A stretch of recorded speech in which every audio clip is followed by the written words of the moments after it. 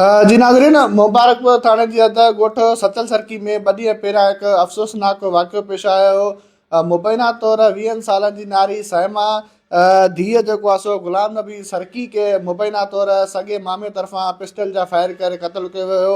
अहिड़ो वाक़ियो ॿ ॾींहं पहिरियां राति 11:30 ते पेश आयो। मुबारकपुर पुलिस खे इतलाह ॾिनो वियो त नारी जेको आहे सो मुबैना तौरु पाण मथां पिस्टल जो फायर करे ख़ुदकुशी करे छॾी आहे।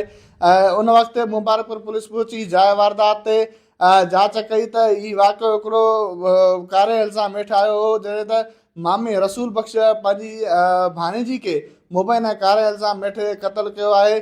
जॾहिं त ज़रियनि मूजिबि 1 महीनो पहिरियां साइमा जे मुड़ुसु संदसि खे कारनि जो इल्ज़ाम मिले करे घरां कढी छॾियो हुयो। साइमा हिन वक़्तु पंहिंजे मामे रसूल बख़्श वटि राइश पज़ीर हुई, जिते अहिड़ो अफ़सोसनाक वाक़ियो पेश आयो जिते मुबैना तौरु मामे रसूल बख़्श पंहिंजी भाणेजी खे पिस्टल जा फायर करे क़तलु करे फ़रार थी वियो। गुज़िरियल ॾींहं मुबारकपुर थाणे ते सरकार जी फ़रियाद ASI मंसूर भुट्टो जी फ़रियाद ते 3 जवाबदारनि, हिकु अणसुञातल 2 सुञातल जवाबदार मथां केस दाख़िल कयो आहे। जॾहिं त हिन जी जेका गिरफ़्तारी आहे उहा नथी सघी आहे।